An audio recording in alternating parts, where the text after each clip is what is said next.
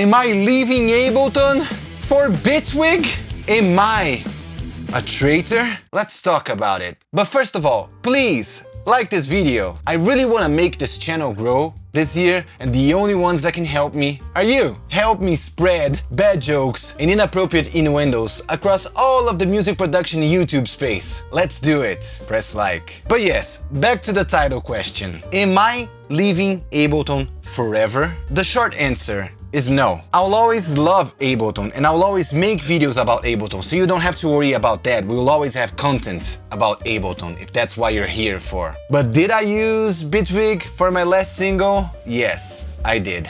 Did I do it because I'm a naughty boy and I like to play the field? Maybe. But I also had some pretty good reasons to do it, including a very big one that I'm gonna save for the last spot in this video, so stick around for that. But let's go to the more simple and creative reasons first. The first reason was hybrid tracks. Hybrid tracks are tracks that can hold MIDI and audio at the same time. Why would I want that? Well, remember that in this channel, I've said it many times, I hate how Ableton freezing works. I just hate it, right? It's outdated, clunky, it's a mess. Well, BITWIG not only has more bouncing possibilities, but it has these hybrid tracks. So let's say I've done my MIDI bass, for example, right here.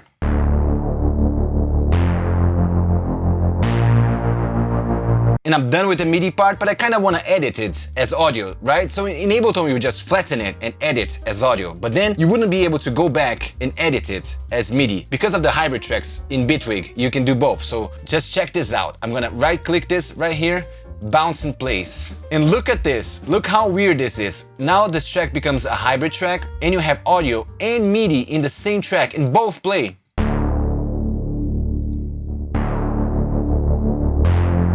But now I can edit this audio. So let's say I want to chop this bass line like this. I'm gonna do something random here, but let's say I wanted to do some audio editing like this.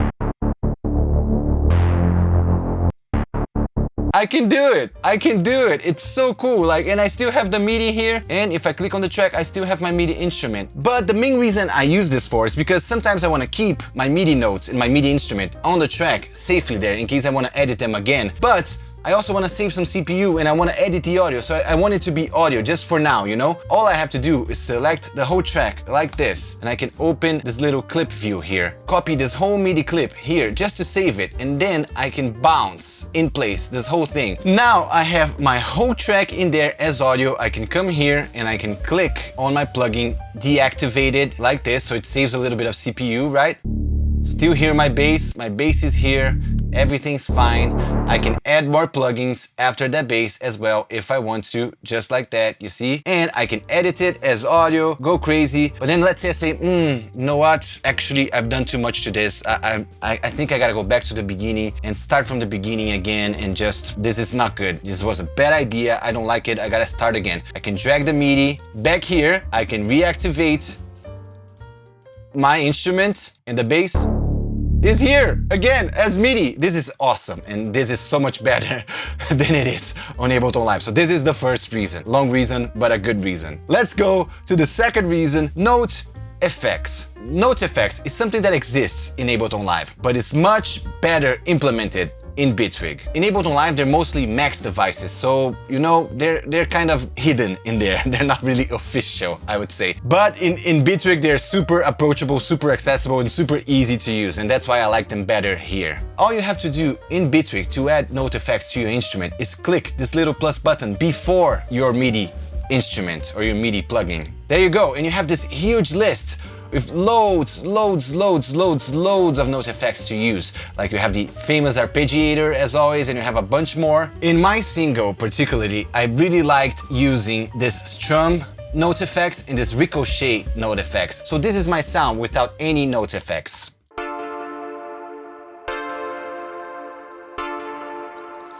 The strum kind of simulates a guitar player strumming some notes on a guitar.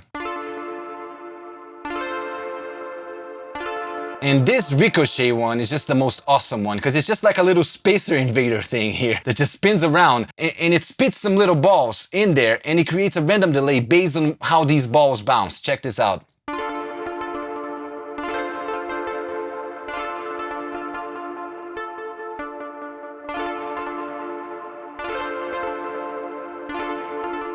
It's crazy, it's so random, and that's why I love it so much. And talking about random, the next reason for me using BITWIG is randomization. Randomization? I don't know, I'm a foreigner. Anyways, randomization. Again, this is possible in Ableton Live, but BITWIG just nailed this to the point. It's so easy to do it in BITWIG. And you know, I'm getting old and I'm writing a lot of songs, and sometimes it's hard to come up with new things. And having random things happening into your track, it's something that not only brings the vibe of playing with people, because random things happen when you play with people, but it's also something that can lead to new ideas, and everyone really needs new ideas, right? And the way that BITWIG nails this is by using modulators, and modulators are accessible in any device in BITWIG. It could be a plugin or it could be a BITWIG device, it doesn't matter. You have these little pluses here. If you click this thing here, these little plus buttons open, and if you click add, you can see all the possibilities that you have. You have LFOs, you have ADSRs, you have buttons, you have so much stuff, but the best one is this one here called, you guessed it, random. And all that it does is that it sends random values. You see these random waves here, it sends it to any parameter in your device that you want to send it to. In my case, for this song, I'm sending it to the hi-hat pitch. Because you know, when you have a hi-hat sample, it's very boring because it sounds the same across the whole track. And it's nothing like when somebody plays a hi-hat, that every little note sounds a little bit different, and it's just much more exciting, right? So to kind of bring that vibe back from a real hi-hat, I patched this random thing here to the hi-hat tune knob in my plugin, and this is a third-party plugin. Let me open it up for you guys. You see, this is Heavy by UJam. So this random here is patched to my hi-hat tune. You're gonna see it moving once I play it. You see, it's moving slowly. But if you pay attention, the hi-hat's changing in pitch randomly across the whole track. That makes it sound more real, at least for me. And I just like it, you know? I like to have these little random things happening in my songs because, you know, the music that's made nowadays is so stiff and quantized and boring. And I'm just trying to implement more randomization and crazy things into my tracks, so it's a little bit more organic, I would say. A little bit more chaotic, unpredictable. BITWIG thrives in chaotic and unpredictable, but it's in a safe way. It's not like crashing or going crazy. It's a great program to come up with random ideas. The next reason why I'm using BITWIG is the grid. The grid is an environment inside BITWIG that looks like this. It's crazy, right? It has a bunch of little modules up here. You can choose all of these crazy little modules, and you see it comes with some already patched in here. And this is basically a way to build your own synth. And because I've been trying to learn more about synthesis and modular synthesis, this has been instrumental to me. It's just like, it's so clean and it looks so clean that it made me understand what is an oscillator, what is a filter, what is an ADSR. You know, it just made me understand that much better, and how to patch them and how you can do crazy patchings just to make everything crazier, you know. It just helped me so much to develop my synthesis game. So you can do this with Max for Live, but this is such a much more easy approach for beginners like me. And I think it would be a much easier approach to a lot of other rock musicians like me as well. So the grid, I don't really know much about it yet. I'm learning it, so I'm not gonna talk much about it, but it's amazing. By the way, do you guys want me to do a series on this channel teaching rock musicians about synths? I think that would be pretty cool, right? Let me know in the comments below. The fifth reason why I'm using BITWIG now is audio editing. I believe that audio editing in BITWIG is a bit more advanced than in Ableton. One very simple feature that I love and use every day that doesn't exist in Ableton is multiple fades. Check this out. I can just select all these clips here, and they don't have to be one below the other or whatever, and I can just come in here and make multiple fades on them. Come on, Ableton, why can't we do this? Please add this, please. It's such a time saver, multiple fades. But that's not all. I also think comping is much easier in BITWIG, because although they added this to Ableton, in BITWIG, if you click any comped clip like this one, you can see all your comps here, and you can just go crazy like this, making your comps. And it's much cleaner, I think, than in Ableton, because it doesn't occupy your arrangement here. It occupies this different little editor down here. And talking about this editor, what is really cool, let me find any sound here. So I have this sound here. Audio editing in BITWIG is so cool because these things up here are not actually audio files. They're audio containers. They contain the audio. And if you double click any of them, the audio opens up down here. This editor has so many cool little options to edit this audio. You can, for example, cut your audio down here. And you can see it changing up here as well, but it doesn't completely mess up your arrangement up here. You can move this around like this, which is pretty cool. You can also stretch your audio. You can do gain automation here, which is great as well. It saves a lot of time for me when I'm doing automation on vocals and stuff like that. And you see, and it doesn't mess up with anything up here. It shows you what it's doing, but you don't have a bunch of cuts on your timeline. All your cuts and edits are clean down here, out of your way when you're doing stuff up here. And I really like this. You can do pitch as well, which is super cool to automate the pitch down here. And you see, it sounds great and it's easy, and I really like audio editing in BITWIG. I think it's just a better idea to have these audio containers. The multiple fading thing is amazing. It's better than in Ableton. It just is. Although I love Ableton audio editing, this is better. I have to admit it. All right, the next thing is the plugin view, the general plugin view. Because you see, BITWIG is quite similar to Ableton, as it has this little plugin view down here, this kind of horizontal shaped thing here, which is great. I like to have this view, but that doesn't mean we can't have this view here, which is the same view that you have in most DAWs like Pro Tools and Studio One and Reaper. You know, the plugins one below the other like this, so you can see how many plugins you have on your tracks all at the same time. And most importantly, and that's the thing that gets me every time, you can move plugins around just by dragging them between the tracks like this. This is one of the very little things that I miss about using Pro Tools, and BITWIG has the best of both worlds. The horizontal plugin view from Ableton and the vertical plugin view from Pro Tools. It has both. But now we finally get to the last reason, the most important, juicy reason why I'm using BITWIG for my last single. And that reason, it sounds boring, but it's very important to me and probably to all of us. The reason is stability. You know, I have been using Ableton Live for a lot of client work for the past 2 years, and I cannot count the times that it has crashed on me. One thing that happens like 70% of the time, I swear, once my sessions start getting too big and there's a lot of plugins in there, a lot of tracks, I do a lot of work, I close it, I go to bed happy, like, oh man, I worked a lot today, that track's sounding awesome. Next day, open Ableton Live, try to open the track, just hanging.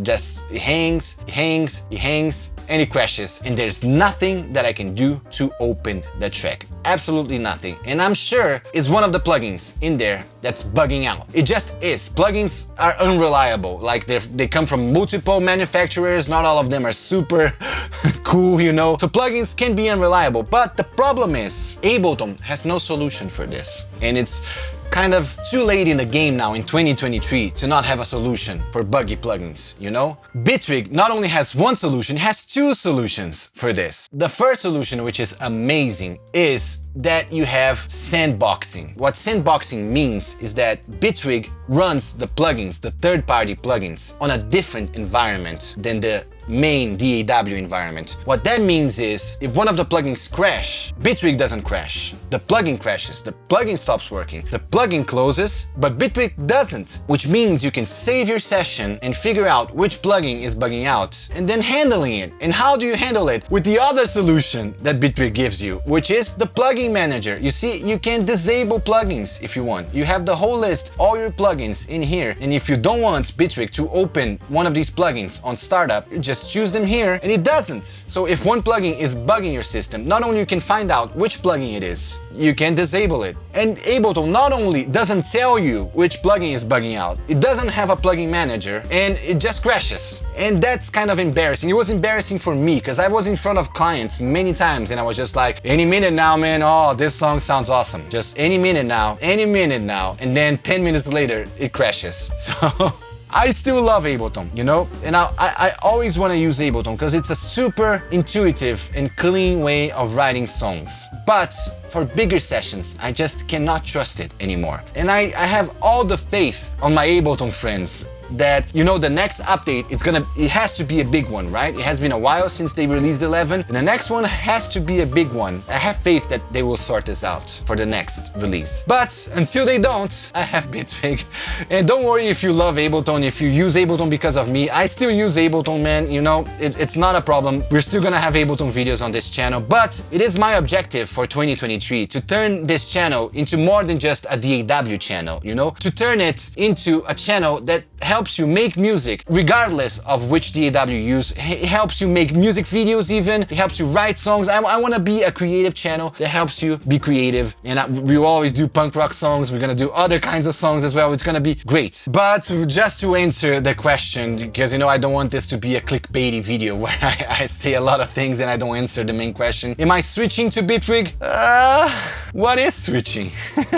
You know, if you're a beginner, I believe that you should stick with one DAW until you learn it like inside out and you're just pumping out songs like crazy and you're just like, yeah man, I command this DAW. But if you're an old guy like me, you know, and you've been in this relationship for a long time and it's getting kind of stale, getting kind of boring, kind of cold, you know, you're not getting the excitement that you need from that relationship anymore, you know, you can always just follow the red light into the other DAW's neighborhoods. Maybe the grass is greener on the other side, or at the very least, like in my case, it will challenge you and make you think in different ways, and it will maybe help you come out with a song that you would never have in the usual DAW that you use. So if you have the money and the time and the experience to just switch around and use multiple DAWs, man, there's no reason why not, really. Don't forget to check out my new single that's out right now featuring La Elia called Forsaken. I recorded the video in Japan. It's awesome, and the song was made in BITWIG, right? But please check out that video. Please support my music as well. I have no sponsors. I have nothing. The way that you can support me is just by liking the stuff that I do, including the music,